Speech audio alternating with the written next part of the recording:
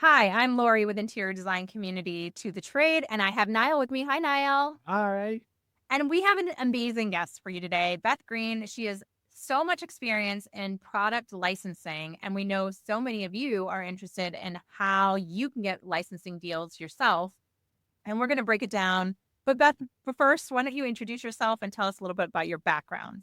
My name is Beth Greene. I have been in the industry basically my whole life because my mother was an interior designer. So much like your audience, I grew up with it. The industry's changed quite a bit from when I was a little girl, but it's always been in my blood. I really, you know, people say, how come you never followed in her footsteps? How come you never did it? And I'm like, because I saw it from the outside. I saw it from the business side of it. And when my mom was an interior designer, it was a business, but it was almost like a passion business. And I think now it's like a hardcore down and dirty business. So I went the other route and I went to the product, the products that interior designers buy. And because I studied marketing and business in school, I said, marketing is really the way to go.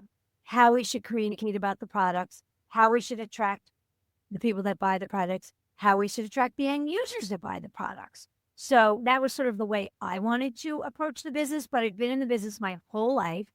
I spent over 30 years at Kravet, and I started the marketing department working with their mom. And then she handed the reins to me, and I created a team at one point of over 16 people and created a little marketing agency within Kravet. And I did that for just about 30 years. And then I left Kravet and I started a consulting business because I did everything at Kravet. We bought companies, we did licensing, we opened new showrooms, we did High Point, we did advertising, we did websites, we did searchable databases. I I've know. done, well, You were everywhere. You built it up to the point where they could sell it to what they sold it for recently. right. I mean, Iron So Kravitz, you were a part of that. I mean, you were everywhere, everywhere. when I first started Kravet, there was a handful of middle management. It was the family, the warehouse, and a few middle management. And when I left, there was just a plethora of middle managers and upper middle managers and vice presidents and assistant vice presidents. But I decided that it was time for me to do it for a smaller company and then maybe do it for myself. So I started You're my own. so, I just want to say to a person out there listening, and if you've ever thought about licensing, to have someone who's been on the inside and that has understood the company's perspective and the designer's perspective and how to negotiate the best possible deal for the designer in that with that knowledge, I mean, you're a unicorn in this industry, and you Yeah. are someone that I know every designer wants to have in their Rolodex because this is the dream for so many designers. But you break it down in such a way that you also consult with them on even if it should be their dream. Exactly. I Yeah. think what happens is that people think this licensing is sort of this like golden handcuff and it's going to be all fun and games. And the outcome is beautiful, but it's a lot of work. Yes. And it's a lot of work in selling yourself, getting the deal, figuring out what the product's going to be. And the beauty of Kravet, to their, attribute is that they really guide them along the way and really put in what they need. But the one thing that I believe that I did, and that's really why I do know both sides of it, is I was really the person that made sure we stayed true to Kravet, but really made sure I stayed true to whoever the licensor was. And I Right. think that's really important because you don't want to sell your soul and then not really stay true to it. And I was always the person that would say, how are you going to use it? Will you use this product? That was always the question. And then, in the background, we'd be like, they haven't bought any of their line, and that's really interesting because don't put something in a line that you're not going to actually use. Stay true to who you are as a designer and what you represent. That is amazing right there. Would you buy it? Are you planning on specifying this in the next 6 months? If the hottest time in a new product cycle is in the first 6 months of that product cycle, I mean, that's when a majority of the sales happen.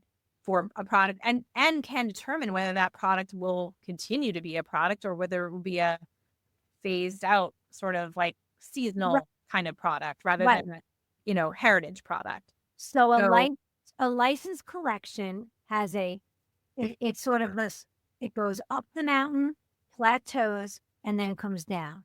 And sure. I would say it's about a 5-year lifespan. Right. You ramp up.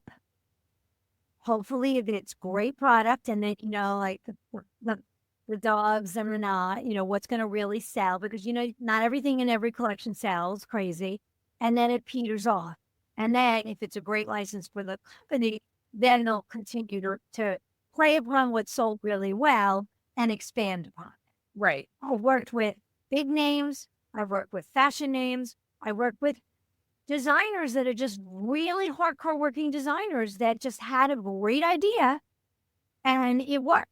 So I think that's really important, because you don't have to be Ospite Lorenta and Barbara Barry. Right. You can have a great idea. And, the first thing I would say is, what is missing that you are jonesing for? What can you not find? Right. That's really the key, whether it's fabric, wall coverings, trimmings, furniture, hard goods, doorknobs. I mean, anything. Yeah. What molding? What is out there that you cannot find? And Right.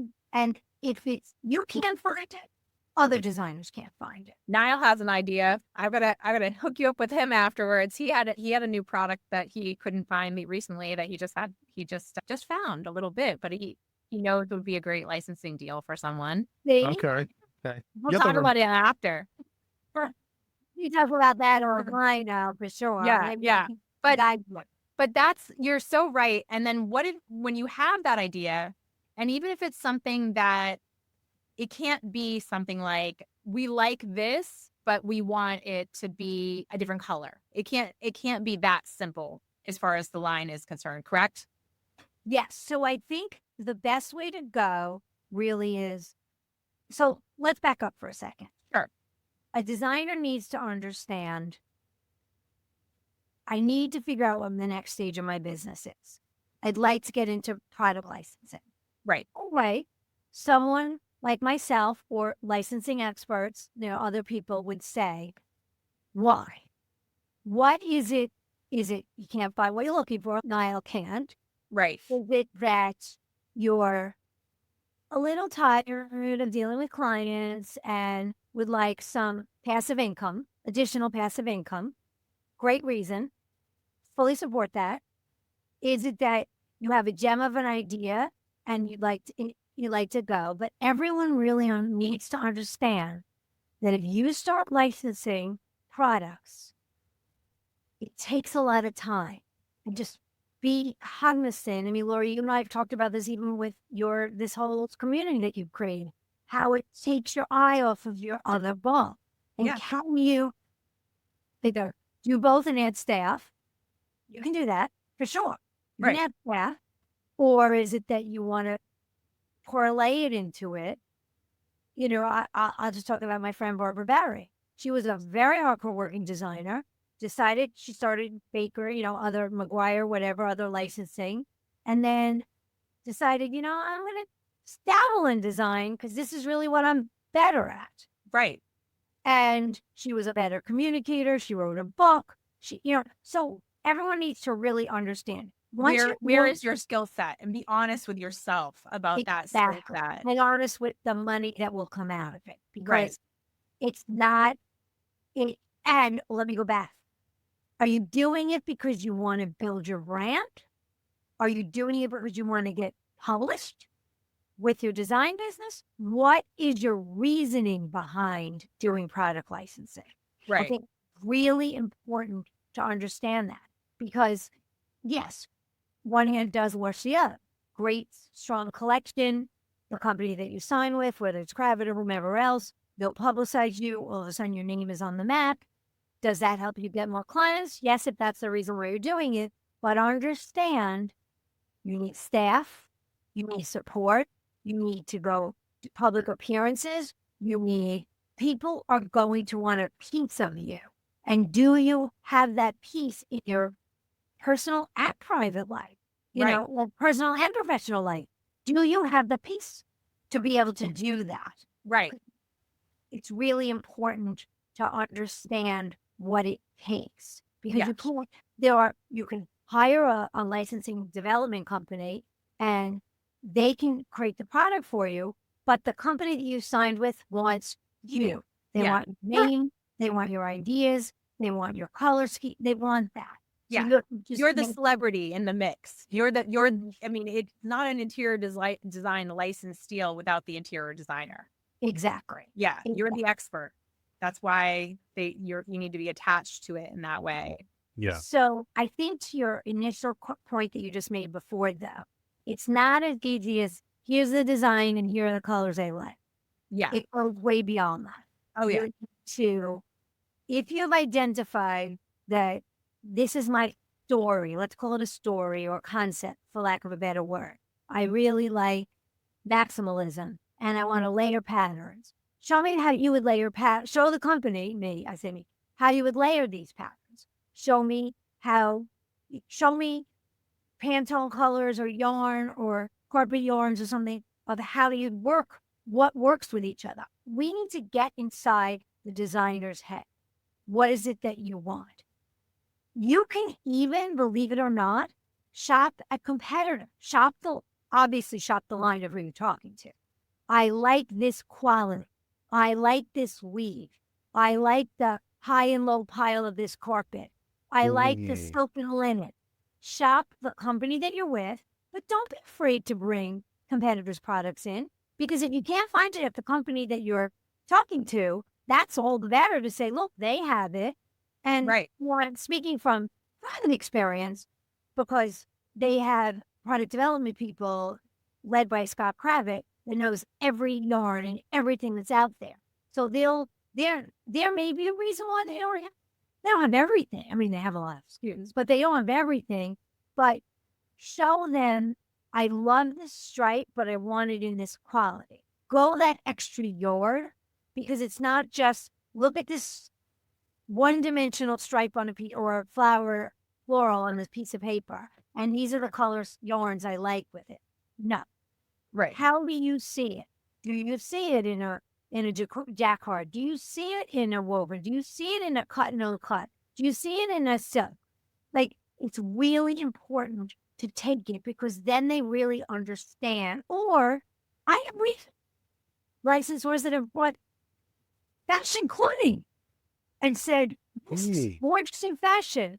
Why isn't it amazing in the home? I would put this on a window treatment. I would put this on a chair or a headboard or a drapery panel or a bed canopy. So we've had people, I mean, listen, we did a license with Oscar Nail Enter, and they literally opened up their archives and took skirts and jackets out. Right. Yeah. So it doesn't have to be just textiles from other companies or local companies. It could be anything. It could be paper. There are people that open up gorgeous art books and show. My last consulting job was Scalamandra. They did a Met collection, brought it to the Met, and there was a piece of pottery that had a Greek key, and they did a trim with a Greek key that was beaded, hand beaded. There's so many. What inspires you? Yes. That's really important. Yes. So I think that's really the way you have to approach it. But the one thing that I think all designers need to understand is if you get an entree to talk to a company and you have a presentation, it needs to be a beautiful presentation. The presentation is all about it, because it gets to know who you are and how you would speak and how you would present. Make sure that you do business with this company if you're a working interior designer. Not if you're a fashion designer, or if you wrote books, but if you are an interior designer, because I'm going to tell you, the first thing that you look at is what kind of sales does this designer have with us? Because really, when you go to a company that invests $1 million of product, because most of these companies stock the product on the shelf. $1 million, they're going to put books out there on the shelves. That's all cost money. Yeah. So they want to know, I'm investing in you. Or are you going to buy this product? I mean, are you investing back in me? Do you believe in our business? Are you part that of our community and so our it's family? Yeah. really, really important. Like I know that that there are companies that give licenses to designers that are really good customers of them. And that's actually not always so great because they think that I won't give you any more business if you don't give me a license kind of a thing. So it's a little touchy, which is why I believe the idea, the concept, the story is really important. You can't just be because I buy $3 million worth of product or $10 million worth of product or $25 million worth of product. It can't just be that. Right. It has to be. I want to stop and I want to stop you there because that was a really huge point. I mean, I think that if you are doing a lot of business with a brand and you come to them with the idea and they might be influenced by you as a client, not necessarily you as the idea and be pacifying you. So how much are they going to promote an idea that they're just pacifying you on versus one where they believe in what you're bringing to the table? And you need to also understand from your own perspective that you have to put as much time and effort into presenting to a client and getting them to see the vision.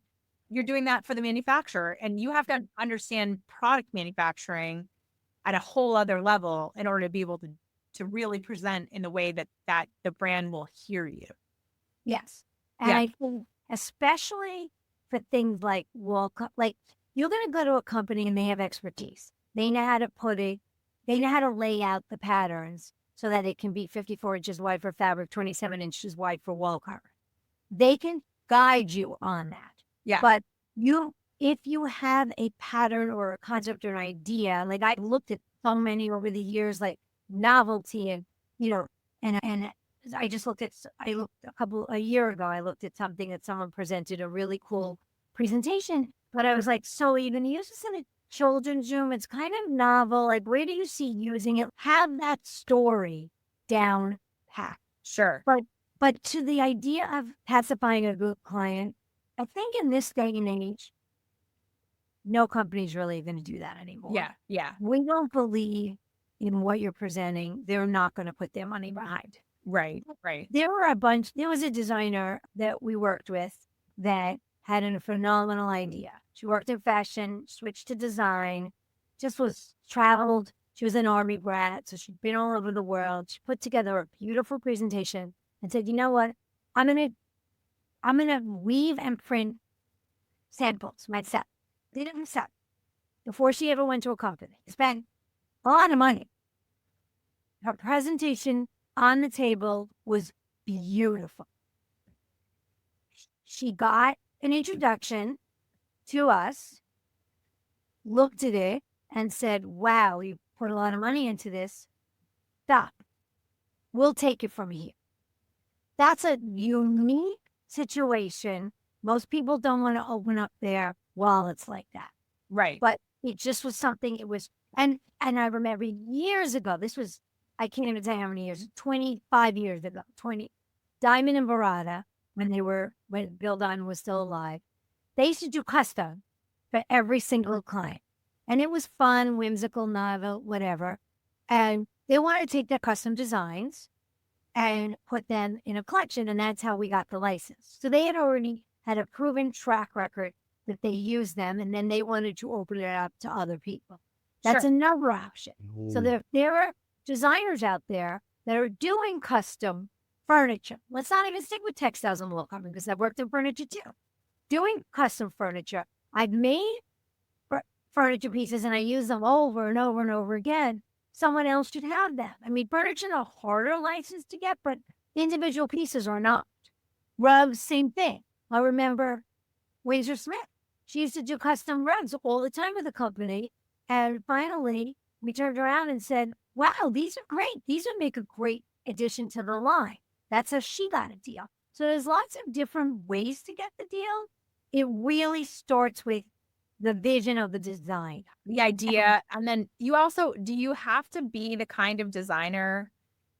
Is this the kind of designer who has their own audience themselves? Do they have to already have a decent channel to sell to, or no?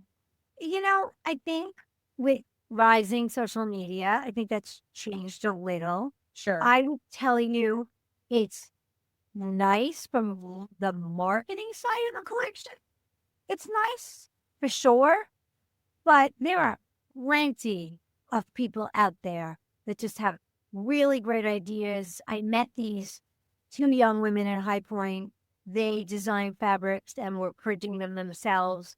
And they had a little concept, and it was cottagey, kind of like more modern contemporary Laura Ashley. And they didn't really have a following. No one really knew them until they started. Then they took a booth at High Point. But they, again, were more like the other designer where they were printing and making themselves, and they need to collect someone to take it from them and do it themselves. Or they're just going to do it themselves and just sell small because they're not looking to get big. They're not a working designer. They're product designers. But I don't think a designer necessarily needs to have social media. I think a designer needs to have a really great idea. Okay. Yeah. Mm, And be that's able good. to articulate that correctly to the brand. Cool. Yeah. You suggest, now that you're doing this, which I think is so fantastic it's such a resource for designers, you can probably be the person that they go to first when they're just like before concept, before idea, to start developing the idea, to start spitballing whether or not that's the right direction, and before they waste a lot of time and effort into a direction that you would be like, nope, instantly that's a bad idea. You don't want to go that way because this, and this, Right. Because the playing field, not only Kravit, but all the competitive brands too, because you've been doing business against those brands for years and years and years. So you understand what it is that they would have to do to get there. And Yes. then on top of that, how to craft the pitch, how to craft the story, how to craft the collateral materials how to get the meeting, how to get, the back end deal, like the contract through. All of those steps are equally important, correct? Yes. Like I think, we always talk about as a designer, I mean, all designers have legal counsel and a consult on them. Yeah. Everyone expects royalty percentages that are high. They're not high. Yeah. Right. Especially if you're only selling to the trade. I think the beauty of the High Point world, and because I've recently spent a lot of time in High Point, like in the carpet industry, furniture industry that sells at retail. See, I think that's really where you're going to make more money if you're willing to sell at retail. If you really want to just fish in your own backyard at the trade level, you're talking about royalties max 5% barreling. Right. That's 5% of net. Yes. Of net designer trade net pricing. Right. So it's teeny. Yeah. If you end up with companies like Many Goods and, Hickory Century or whatever that sell retail, Bloomingdale's, Macy's, Costco, TJ Maxx, TJX, CJ Maxx, whatever, Sheets, Betty, there's other places to go. I think they have to think bigger, and I can help people think bigger. I'm not a licensing agent. I've worked with licensing agents, so I know where certain looks and products will go. I don't personally necessarily have the connections, but I partner with a bunch of agents that do. Sure. But, designers have to think bigger. Think Cynthia Rowley and TJX companies and Kate Spade and Lillian Target August. labs and, Exactly. yeah. So again, but it's back to what are you looking to do to get into product licensing?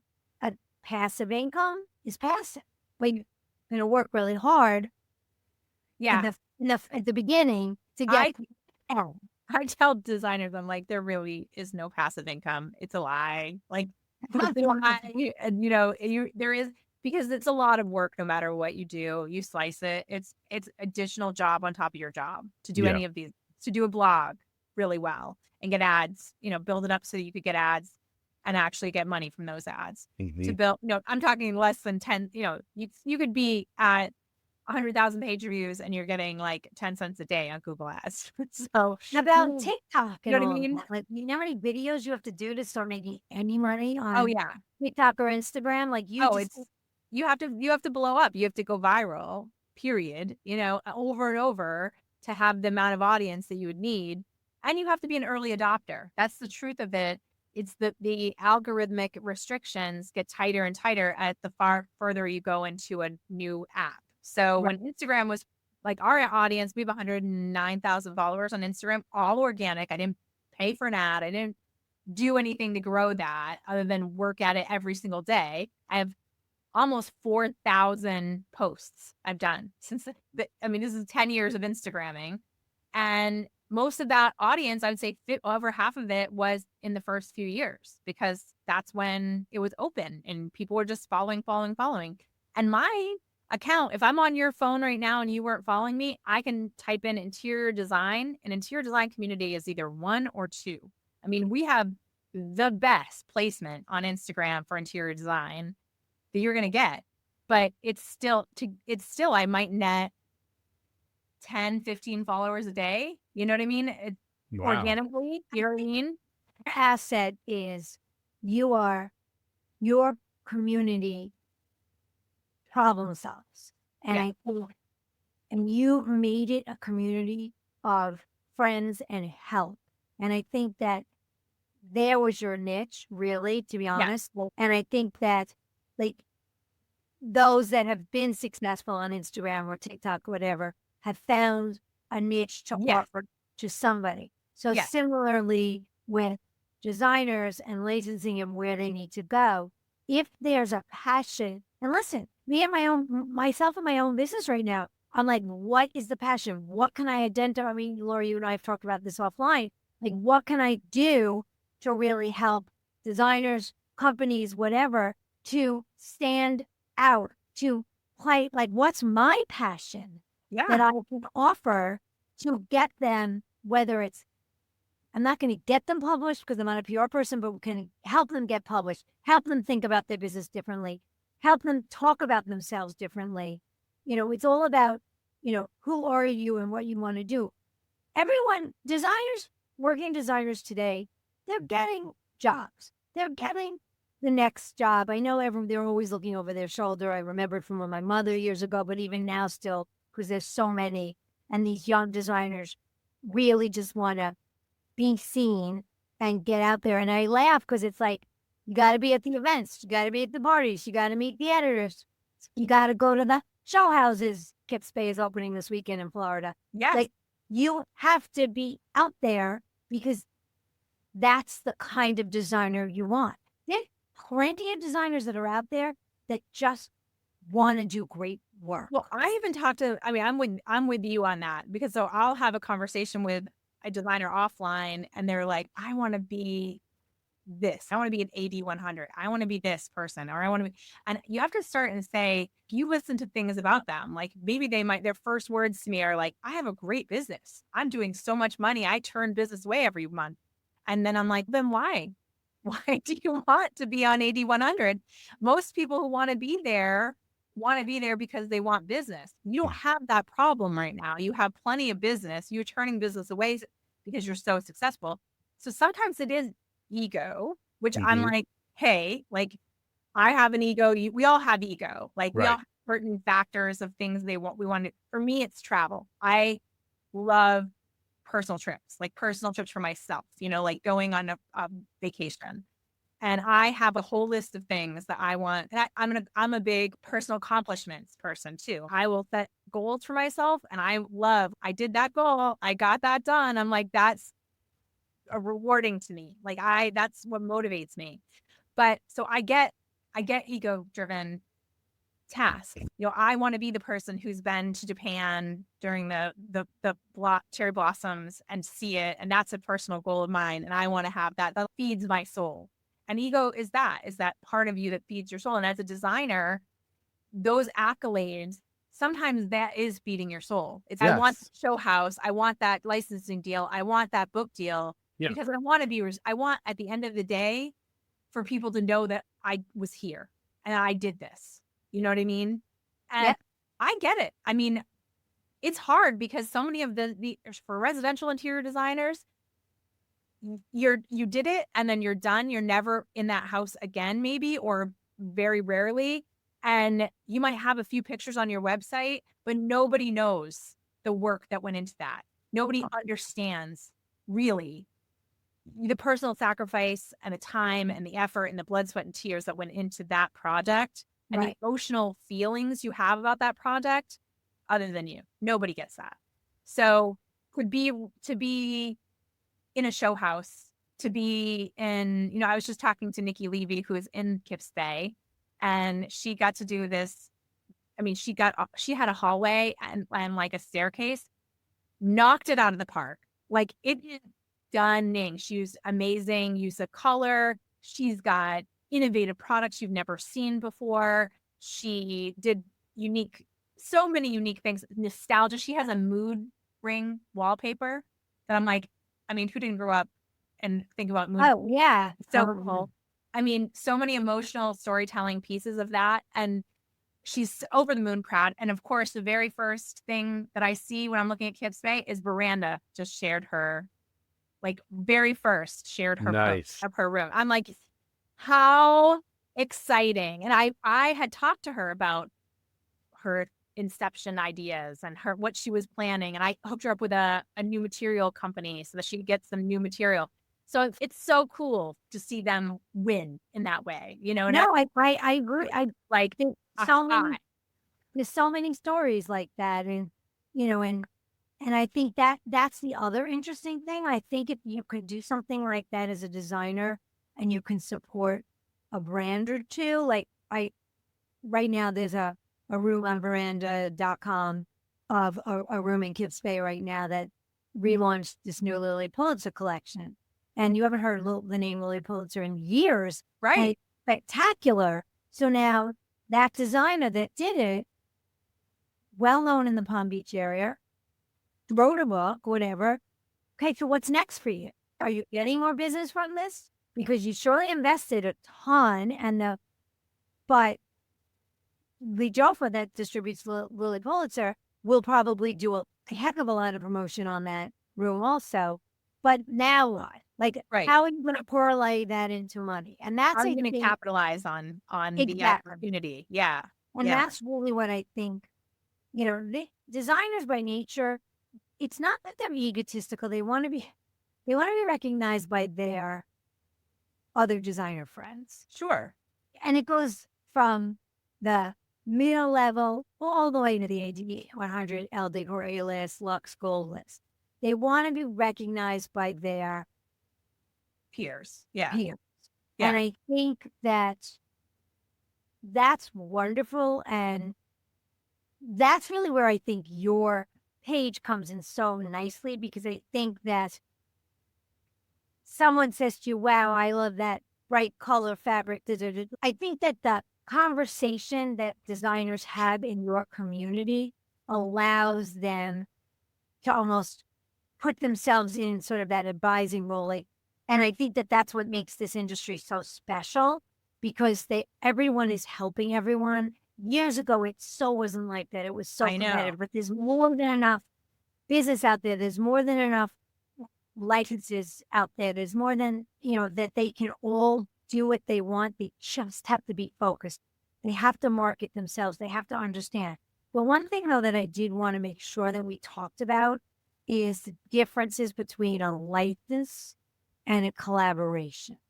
Yes, because I think it's really important to understand when you go for a license with a company.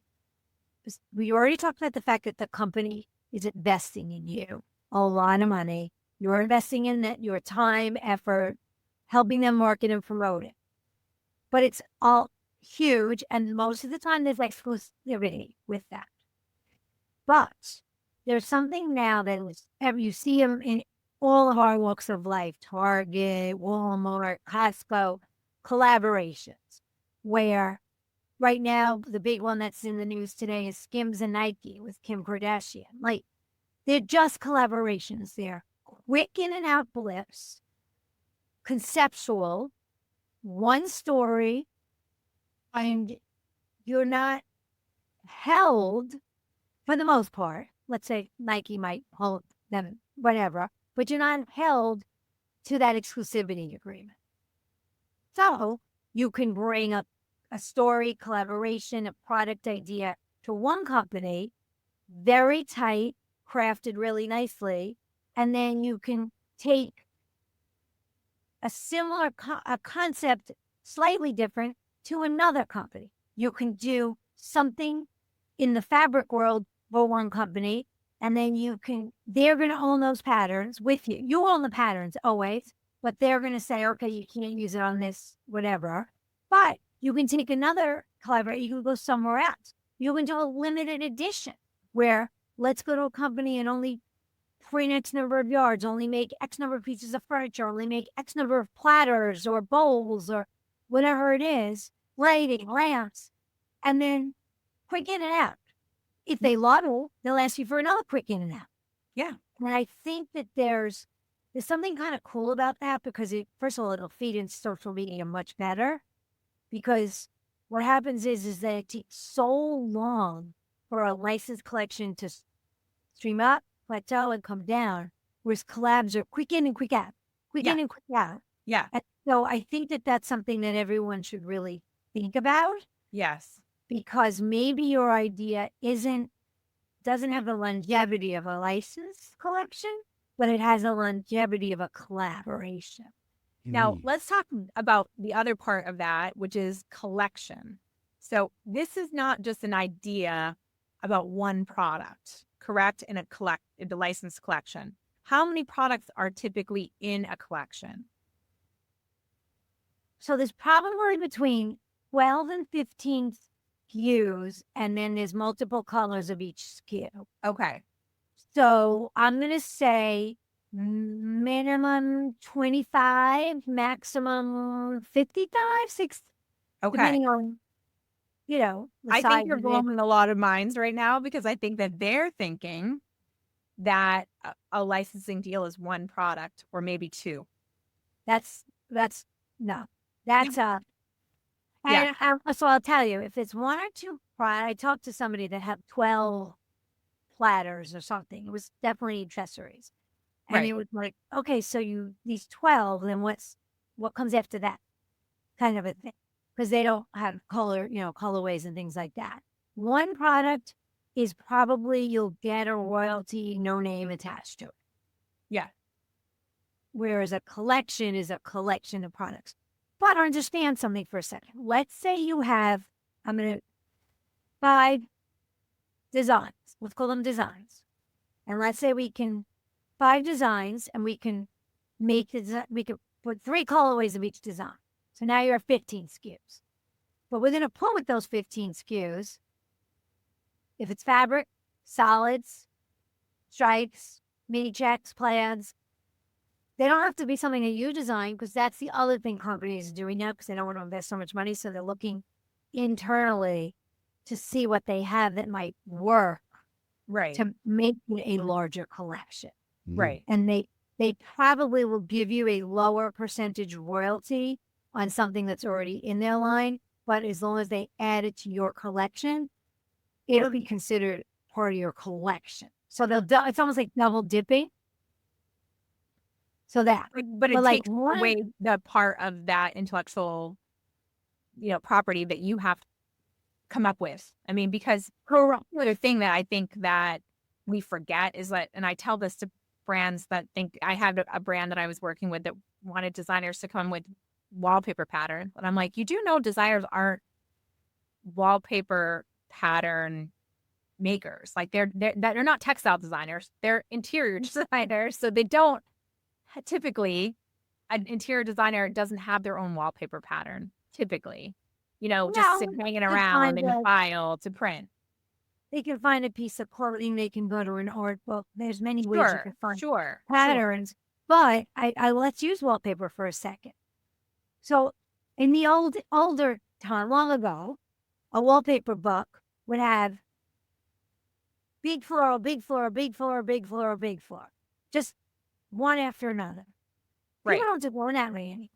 They want a texture, a grass cloth, a stripe, check that goes with it. It's the same way a designer puts a room together. So if you're designing a wallpaper collection, I looked at a collection of somebody once and it was just all big patterns. I'm like, what are you putting with all these patterns? Maybe you won't use it in the same room, but maybe the hallway outside of the dining room, or maybe above the chair rail and below the chair. Don't just think small, think big. Yeah. Like, that's the other thing I would say. Don't think small, think big. Yeah. Think expansive. Go for the ideas. And this is what I told you, like before, like when I once worked with Michael Smith, and I said, how would you use it? You can't use all of these big patterns in a room. You need solids, you need velvets, you need textures, you need linens, you need grass cloth. Think bigger. Because even if the company that you're talking to have those products, it's okay. And I'll tell you, if they came up with a unique color palette, I don't know, fuchsia, pink, rose, blush, when blush, there was no one had blush, or lavender, lilac, then they'll go to the mills and dye yarns to match and give you the solid. But show solid, show stripes, show checks, show grass cloth wallpapers. I remember I was working on a book with one of the licensors, and might have been Barbara Barry, and she wanted to add some wallpaper in the back of a fabric book, which I think is a brilliant idea, like little solids and stuff. And they didn't have the wax cloth to match, or texture, vinyl textures to match. But we took one and went back to the wallpaper company, because that's just paint, or when it's Faribault or whatever, it's easy enough to take an existing pattern and just change the color. So that's why I say think big, don't think small. Yes. So look at traditional wallpaper collections and think about all those components, and then that's really what you have to come up with. What if they have one idea that's revolutionary? So I'll tell you a tiny story. There was a designer I know who, and this was a freebie. She went to a brand that she had already used quite a bit, and she said, look, you're a European company and you're doing sinks, but you need to do a bigger sink. So they actually took that advice. Of course, this designer was never credited or paid at all. And that became the designer's, that brand, I'm talking major worldwide brands, bestseller. And the designer got nothing. More. What do you do in the cases of you have a revolutionary product idea that will change their business, but you get something out of it if you're a designer? Because you are in those houses every day and you do get the feedback. So I think that's an interesting dilemma. Yeah. Shame on that company. They just thought they weren't upset about it. They went back to this designer and said, guess what? We used your idea. It's become our bestseller. Yeah, but shame on them. But they're not. But they're not stupid. I mean, shame on them. Come on. I mean, honestly, you took the idea. There's no deal. It doesn't matter. There was no deal between what's your face Birkin and the guy that sketched up the. Oh yeah, the Birkin. But I mean, he didn't get any money for the Birkin. He did, but he gave her a Birkin. But that's the funny thing. So I was about to say, as a company person, if you gave us an idea, I would probably give you either sinks in your next project or discounts when you want to buy those things. I mean, you basically told me I was missing something in my line, and obviously you got an idea and you'll use that sink over and over and over again every time you do a kitchen or a bathroom. So how about when you buy, first of all, probably if I don't own the company, but if I own the company, I probably would grandfather you with a discount forever for anything you buy. Yeah. Remember that. Let's just talk about markups in these companies for a second. Yes. We're talking about these markups are tenfold. So don't be silly. So they could have afforded to be like, you gave us our best-selling SKU. Yeah. And we're going to give something back to you. Yeah. Yes. First of all, one, she'll be indebted to them every single time to buy every sinks. project ever. right? Indebted to them. So I do think there's something really interesting about that. I agree with Nalo. Shame on her for not coming into the, there's flipping conversations. And believe me, I'm one, I do it all the time. Like we're sitting here talking and thinking, wait, I have an idea. You give ideas, especially like I do as a marketing person, but that designer should have come in and said, I have an idea for you and I'd like to give it to you, tell you what's missing from your business. And if you move forward, I'd like X, Y, and Z, or I'd like to do this. You don't have to run my name. Do an advertisement and use this person's face in the ad. Right. Something. Use my thing. Send me pics and I'll put it in an ad or on my website and I'll put your name on. There's so many things. They have my marketing head now. There's so many things I could have done. It was a missed opportunity, I think, from the manufacturer side. Yeah, definitely. And for the poor designer too, because they're going unrecognized at having contributed a huge amount of business to this brand. A huge, they're an international big brand. So I think that'd be an interesting podcast topic for you to get a couple of designers that have ideas and have them bounce it off of a couple of me. And I guarantee you that's what designers have more than anything else. They don't have in their, Niall, can you agree on this one? They don't have a collection just plopped in there. That's work. But they do have, most of the time, some product that they know you could use because they know they would specify it. Like that. I don't know. I think it's both for us because I think we think I would like to do a collection because we're familiar with, if you go to the Kravitz showroom and you pick up a book and it says Kelly Wearstone, it's a collection because you know what you're looking at. Or if you go to Syria and you get a rug, it's a collection because so-and-so has, Jason Wu has 10 to 12, rugs. So I think we know that if we get a collection, what that has to be. But I think it does start in our mind of, here's this product. This is this one thing that I'm thinking of that's a really great idea. And maybe we don't always have how that product grows into a collection right away. I think that's where we get stuck. So it's not that we don't know. I think we sometimes get stuck on the one product. And how do we grow that? That is something you would immediately use and that other people would need and that would save the day. Yes. And would be a big seller for a brand. Yeah. And that it could be a small thing. Maybe it's a chair that is missing from the world of dining chairs, It's so funny that you say that because for years I had this idea to get, I call it the designer series. Well, and you would go to different, the Black Interior Designer Network, one grouping, and then another group, female empowerment, whatever, and let a handful of designers come up with one product each and then package them as a designer series. I love that idea, actually. I think that's so cool. I think that's so cool. You need to pitch it because I'm telling you, I think it's a brilliant, brilliant idea because I think, you're only paying royalty I'm paying it to Niall on the product that he did. Maybe it's one design, 3 colorways. That's it.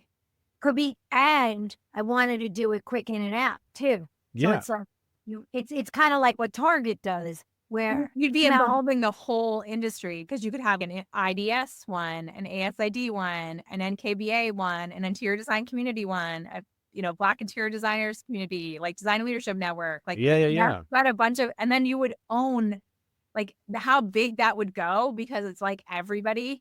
Talk about the fact that then designers would want to buy for the next opportunity. Yeah. You have with a launch twice a year. Yeah. And I'm really going to work hard to come up with an idea because I want to pitch it.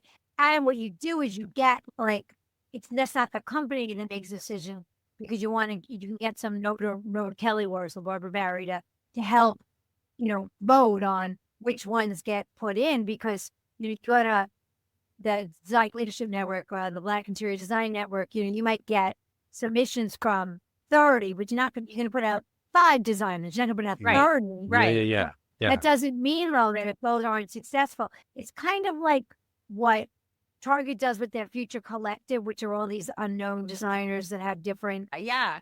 layout, but they keep adding to Future Collective, and they have different bets to them. Some are, designers of ethnic origins. One was charitable designers, fashion designers. These are all fashion designers. Although Yeah. I don't think they've done it in the home, which would really be a great idea for our Target too. See, It I have all would. these ideas.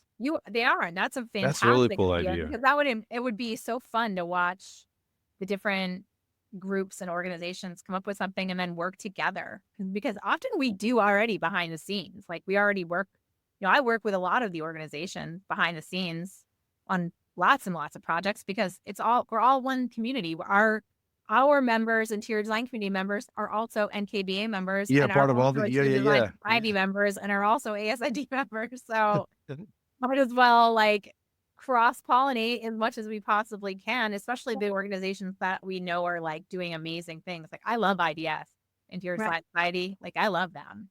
Like maybe it would be an interesting thing to sort of offer an outreach to the members and almost create like an assignment and let them put together some ideas, questions and what's missing, what would you want if you were going to design a product, what would you design, and then you package the concept into little grouping, ethnic designs, graphic designs, I don't know, by color maybe, design, and then, maybe there's a company that would support it. And maybe it's not even, I'm just thinking out loud, maybe it's not even to the trade company. Maybe it's a retail-oriented company. Yeah. Right. Yeah. Like TJ Maxx or Costco Costco apparently, someone told me, I think I told you this, Lori, last time we chatted. Someone told me that Costco is the number one gross sales of branded designer products out there. That's what I know. Crazy Costco. That's what Costco is the number one. Wow. That's so crazy. It always blows me in my mind when you find the number one of things. So years ago, my parents used to own a wine shop, and the top 4 wines in New Hampshire for forever, still to this day, are white Zinfandel. I'm always like, who drink white Zinfandel? It's so weird, Drew. But that's not hard to believe. That's the top 4 are all white Zinfandel. The price point. The top furniture company in the United States is Ashley Furniture. They are number one. That's not hard to believe either. That's not hard to believe. It was either going to be Ashley Furniture or Wayfair, but Wayfair just blows my mind. I'm just like, what? No way. But that's what most people know is an Ashley, Ashley Furniture. So it's just it's popularity. But I love that. I love that idea. That's actually really brilliant because you'd be leveraging audiences that are already interior design audiences. Like I've thought about it myself, through Nile, or through some of we have a great board members. But I mean, I've never really thought about it from the perspective of our community at large. But I thought our board members, I would support them. And, we just encourage them to do licensing lines, and then I would promote it just as part of our community. So why wouldn't I? But I also think I'd love to see designers in general. I'd love to see a master list out there of all the to the trade licensing deals that are designer related, designer attached, because I really believe designers, if they had a master list like that, would go through it and would utilize it, and then we would get more of them. If we're supporting the designer led licensing deals, there'll be more of them. Yeah. Our own community. We need to support our own community, and I think but there isn't a big master list out there. It's kind of onesie twosies, and everybody knows the Kelly Wurslers of the world, and she doesn't need as much press as maybe another designer who has an amazing line that we don't even talk about because she doesn't have a huge audience. But what's interesting, when licensing first started, so if we went all the way back, the first license that Kravet ever had was Mark Hampton Trim. And it came because he was working with a trimming company, trimming manufacturer, to do a tailored tassel trim, I remember. And that was the first license collection.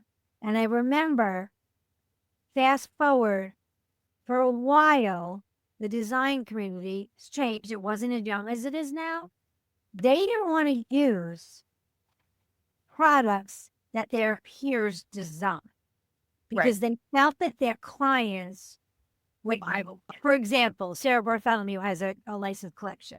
Like other designers in Nashville, if it was yesteryear, wouldn't want to use Sarah Bartholomew's fabric in a house in Nashville because you didn't hire Sarah Bartholomew, you hired me. Why would I put her fabric in your house in Nashville? Yeah. But that's changed now. Yeah. I think the reason why let me put my company hat on for a second. Yeah.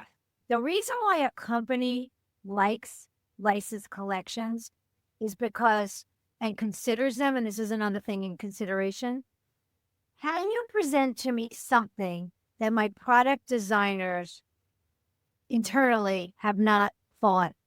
Right. Do you have a gem of an idea that we haven't, it's like we wouldn't have done? Like, Lee Jofa and Kravitz would not have done Kelly Wearstler if Kelly Wearstler didn't break. It just wasn't in their MO. So they brought in that name, and that name did it, and it's obviously enormously successful because she's got she's a marketing animal behind her.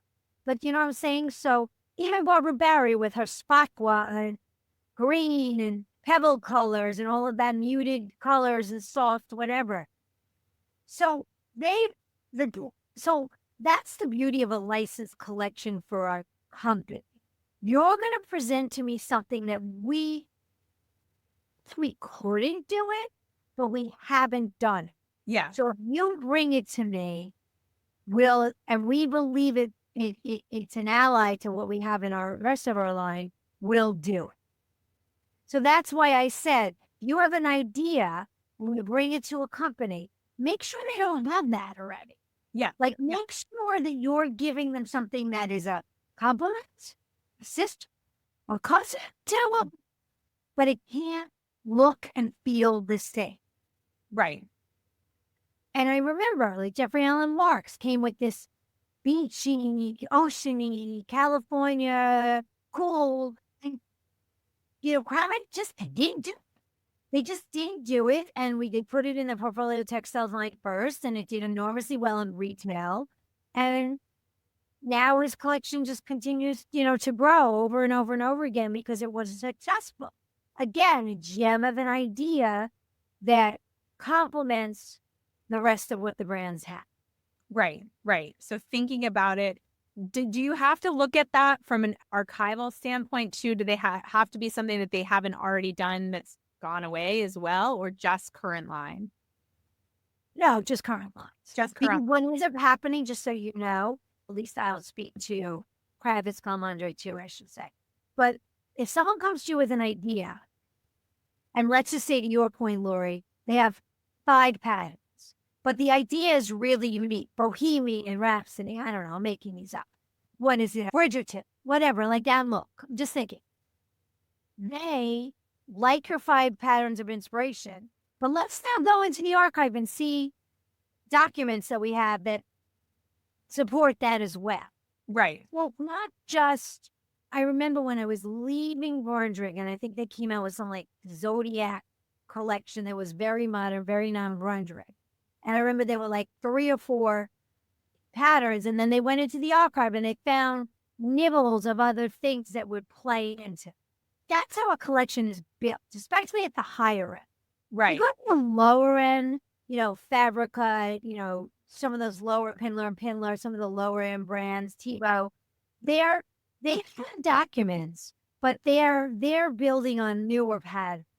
Right. Whereas, you go to some of the older companies that have documents on paper or archival textiles, they can find most anything, but these archives are huge, so you need an idea for them to focus on. Right. Yeah. Yeah. I love it. I think this is such great information. But I think one of the takeaways I want designers who are listening to pay attention to is you really have to have a plan. And honestly, your best plan is to hire. Yeah. If I were a designer Truth, yeah. and this was my dream and something that I really felt like I think before you've even pitched the brand, before your inception, go to you and talk Yeah. to you because of the years of experience and the wealth of information and the checks and balances that you would give that designer to make it successful. It's like anything. I mean, I think that even doing a show house, you have to have a plan if you really want to maximize the investment. Absolutely. If you're going to It's go the into same this, advice we would give a client. Literally Yeah. the same advice we would give a potential client. Don't start without calling us. So I think it's the same thing for this. Don't start without, making this phone call, truthfully. Yes. I, And you know, that's I what I really, will say. I appreciate that. I think that it's almost like you need like someone on your shoulder, like your subconscious, like asking you questions. Like, Yeah. Yes. are you sure you want to do this? If you are, tell me, like, what's the passion of your idea? Where do you see it going? Where They're tough questions that sometimes I don't think a designer is thinking about when they're thinking about. It's just you're too close to it. Too close to it, If it's yeah. your baby, you're too close to it. You need somebody that has that bird's eye view and can be very objective and ask you all the questions that you may not ask. The same way we are able to ask our clients questions because we're not emotionally attached in that way. Yeah. it's such an Yeah. emotional business. Yeah. I don't know, like, Yeah. I was just talking to someone earlier today and I was like, I don't really want to be a designer, but I really could, like, someone's buying a place or having a baby and they need to add it to their apartment. I could come in and I could say, you could do this, you could do this, let me help you go shop. Because there's so many people, and that's the interesting thing about how this industry is changing now. You're always going to have those great clients. They're going to give you, they don't give you carte blanche anymore. I know that. But say, I need you to do this room. I need you to start from scratch. But then there's just people that are like, I just need help. I just Yeah. need run sold. I just need, Yeah. help me pick paint color. People call me, help me pick paint colors. Help me pick white. Help me pick, what should I do? I need to pick a bathroom tile and I just don't want to do plain white subway tile. Is there something else I can do? Just give me an idea. And like, I'm like, did you look at Pinterest? Did you look at, some of the magazine.coms? There's all this, like, there's so much information out there. I think that's the problem, though. That's the thing is that we all Overload. Yeah. get overload, and then we can't make a decision because there's so much. And it's like you don't want to make the wrong decision. Certainly with like tile, Yeah. forever. Kind of permanent. Yeah. You're like, oh my gosh. They go in there and never to get out. I'm about to buy a large apartment that I have to renovate. But you should not be doing that. You have such a unique history and yet such a unique point of view that we have 100,000 designers in our community that if they're thinking that they should start down the road of licensing, you should be consulting those people all day because you have such a unique point of view and can really beat their idea up and make it better before it even gets out there. And as a result, they'll have a better deal. They'll have better. Coming from a place of expertise. It's not coming from a place of, anywhere else but expertise. And you've seen both sides. So you understand what matters to the brand and what matters to the designer and can move that in the direction of the designer, that deal so that they're getting the best bang for buck out of that. I need to hook you up with my friend Wendy who does like she does contracts because the two of you would be. Oh my God. Oh yeah. They would kill. Powerhouse. Oh my God. That Yeah. would be fun. Absolutely. A powerhouse. Like you help them create the deal, she gets the contract. Oh my gosh. Yeah, that would be amazing. The other thing that I really think designers haven't thought about, like every designer that I've talked to, and I've talked to a lot of them lately, is they all want PR. They all want to be published. Yeah. And I keep saying, you need to learn how to market yourself. And that's the other side of sort of my business right now that I'm really focusing on is every designer is a marketer. Sorry. Every designer is a marketer. And I try to drill it into Niall all the time. I'm like, always, did you write a blog post? Did you send out an email? Do you need to do this video? But no, they really need to learn how to market themselves. And I think I have one designer that I've worked with that really was opening an office in Atlanta. I think I told you this, Laura, and she really, really, really she had a really beautiful house she did in Atlanta. She wanted to get more clients, and she just wanted to become a mark in Atlanta. And she hired me, for a couple of hours, and we just chatted, and I asked a lot of questions. And I think, like you said, like they don't be so close to it, but how can you market yourself? Like, how can you position yourself in this market? And she was so lucky. She landed the cover of Looks magazine, but it was just from us chatting and saying, you're too in the weeds of your business. You have staff. So take a step back and say, this is my business. This is what I want in the business. And so I think that's another side of designers don't see. They need to learn how to be good marketers. They're good salespeople. Yeah. They can sell their presentations. They can get the client so they can get the job. But now, how do you market yourself? Whether it's marketing yourself within your current location and community, whether it's marketing yourself against magazines, whether it's marketing yourself against events, speaking events, like High Point, like just, maybe you need to be a style spotter. Maybe you need, I don't know. I'm It's just having a plan in general too, to maximize like, I know somebody who get in and do it. Like they might be a style spotter or get a show house or get a magazine cover. And then that's it. It's a blip. Instead of like, okay, now you got that magazine cover, you've got to do something. That's one accolade. Now you need to get as much leverage out of that as possible. right. Exactly. So exactly. But you have to play it build on the opportunity. You got it. It's there. Now you need to build on it. Right. Yeah. So genius. I'm so happy you came on and chatted with us. Thank you so much. And I'll make sure all of your information is in our blog post that we do about this, and we'll send this out in our email to our community. You're so sweet. I appreciate it now. Such a pleasure. Thank you so much.